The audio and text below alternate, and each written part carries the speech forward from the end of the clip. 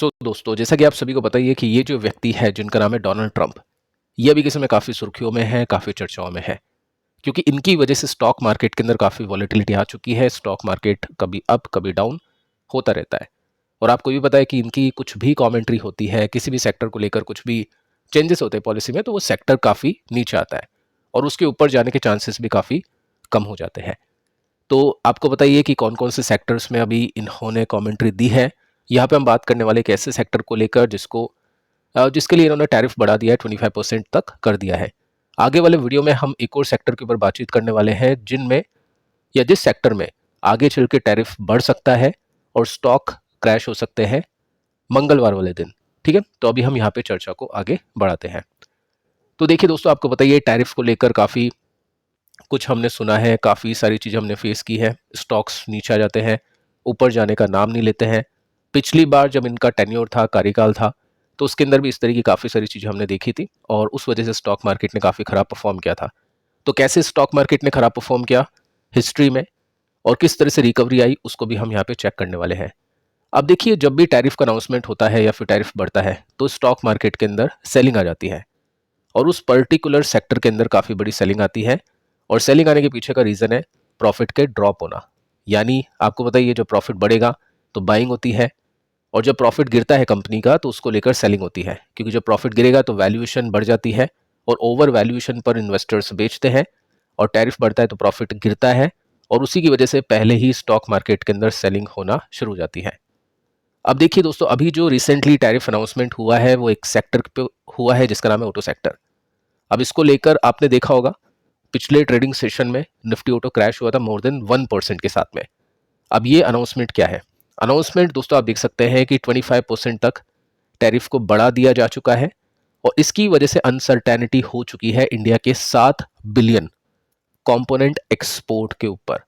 अब जो कार्स है उसके ऊपर तो डेफिनेटली टैरिफ यहाँ पे बढ़ चुका है, लेकिन जो कंपोनेंट होते हैं, ऑटो एंसिलरीज के जो पार्ट्स होते हैं ऑटो मोबाइल के, उसके एक्सपोर्ट के ऊपर भी यहाँ पे 25% टैरिफ बढ़ चुका है।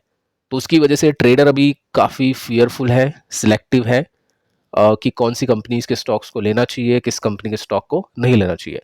लेकिन दोस्तों, इसकी वजह से जो रिएक्शन होगा ना, वो टोटल ऑटो सेक्टर के ऊपर आपको देखने को मिलेगा। अब देखो, सबसे ज़्यादा जो प्रॉब्लम होगी वो किसको होगी? टाटा मोटर्स को होगी। और क्यों होगी टाटा मोटर्स को? क्योंकि यहाँ पे आप नोट कर सकते हैं कि टाटा मोटर्स की जो प्रेजेंस है यूएस मार्केट में वो काफ़ी ज़्यादा है। मतलब इनकी 100 कार्स अगर बिक्री है टोटल दुनिया में, तो 22 कार उसके अंदर यूएस में जाती है। तो 22% इसकी जो टोटल सेल्स है उसका पार्ट यूएस है और वो बहुत ही बड़ी ग्लोबल प्रेजेंस है, सिग्निफिकेंट ग्लोबल प्रेजेंस हम इसको बोल सकते हैं।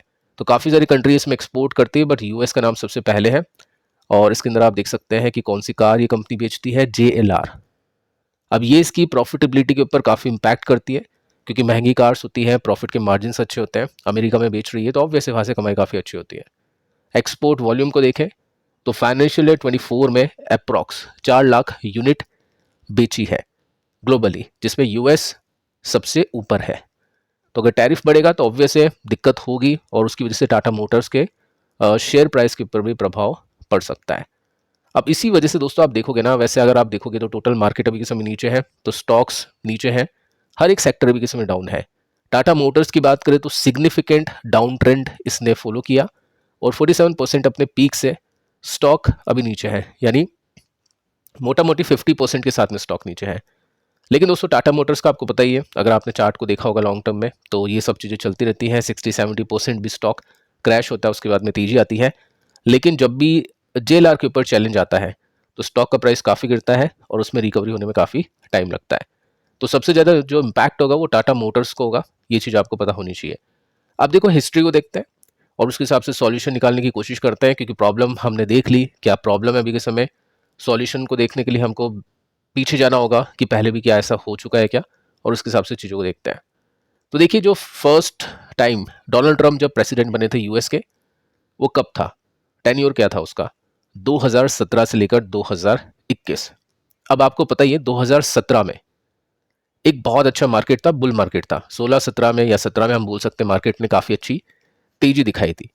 उसके बाद में आपने देखा काफ़ी सारी जो कंपनीज है, सेक्टर्स से उनके स्टॉक्स नीचे गए। निफ्टी अगर इस तरह से जा रहा है ऊपर, तो स्टॉक्स और वो जो सेक्टर है वो इस तरह से नीचे आ रहे थे।